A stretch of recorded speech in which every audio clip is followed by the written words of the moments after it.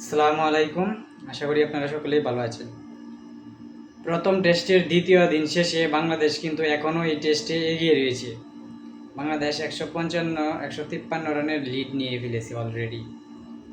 তো দীর্ঘ প্রায় 23 বছর পর বাংলাদেশ কিন্তু অস্ট্রেলিয়াতে গিয়েছে টেস্ট সিরিজ খেলতে, যেখানে কিন্তু অস্ট্রেলিয়াতে টেস্ট যে প্রথম টেস্ট সেটার আগে কিন্তু একটি 4 দিনের প্রস্তুতি ম্যাচ খেলে অস্ট্রেলিয়া একাদশের সাথে। সেখানে কিন্তু বাংলাদেশ ইনিংস পরাজয় হয় অস্ট্রেলিয়া একাদশের সাথে। সেকেন্ড ইনিংসে কিন্তু মাত্র 54 রানে অল আউট হয়ে যায়। কে ভেবেছে এই বাংলাদেশি অস্ট্রেলিয়ার মতো দলের সাথে, অস্ট্রেলিয়ার মেইন টিমের সাথে এভাবে খেলবে?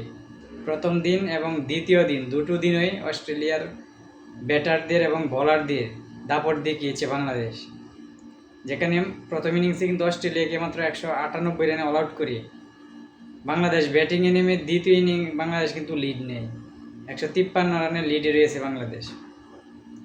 তো তৃতীয় দিনের খেলা আর কিছুক্ষণ পরেই শুরু হবে। তো তৃতীয় দিনে বাংলাদেশের লিডটা আরও কত করে বাড়িয়ে নেওয়া যায় সেটাই এখন দেখার বিষয়। এখন পর্যন্ত বাংলাদেশ 6 উইকেটে 351 রান তুলেছে। যদি মাঠে রয়েছেন হাসান মাহমুদ এবং মেহেদী হাসান মিরাজ।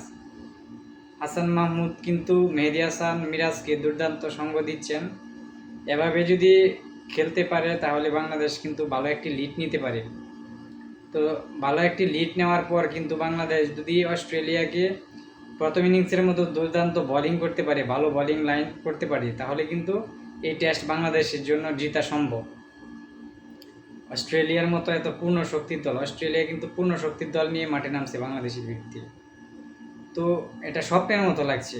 টেস্ট শুরু হওয়ার আগেও হয়তো কেউই ভাবেনি যে এরকম পারফরমেন্স করবে বাংলাদেশ অস্ট্রেলিয়ার বিপক্ষে, তাও আবার অস্ট্রেলিয়ার মাটিতে, যেখানে পেসি উইকেট, যেখানে কিন্তু অস্ট্রেলিয়ার সেরা 3 pacer Pat Cummins, Josh Hazlewood এবং মিচেল স্টার্কের মতো বোলাররা রয়েছেন, এবং বিশ্বের প্রায় 1 নম্বর টেস্ট স্পিনার এবং নাথান লায়ন তিনিও কিন্তু রয়েছেন। সামনে কিন্তু বাংলাদেশ দুর্দান্ত ব্যাটিং করতেছে। তো দেখার বিষয়, এবং লিডটা কত বাড়িয়ে নেওয়া যায়। 200 প্লাস লিড নিয়ে কিন্তু বাংলাদেশ যদি অস্ট্রেলিয়াকে আবার দ্বিতীয় ইনিংসে অস্ট্রেলিয়া ব্যাটিংয়ে নামে, তো শুরুতেই যদি 2-1টা উইকেট নিয়ে নিতে পারে প্রথম ইনিংসের মতো, তাহলে কিন্তু অস্ট্রেলিয়াকে চাপে ফেলা সম্ভব। তো বাংলাদেশের হয়ে কিন্তু ব্যাটিংয়ে দুর্দান্ত খেলেছেন তানজিদ তামিম এবং নাজমুল শান্ত।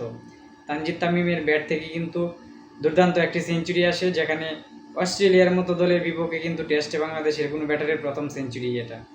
এবং ক্যাপ্টেন নাজমুল শান্তও কিন্তু তিনি ভালো খেলেন, 84 রানের একটি দুর্দান্ত ইনিংস খেলেন।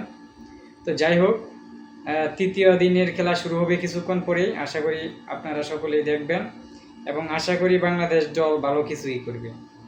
তো ইনশাআল্লাহ।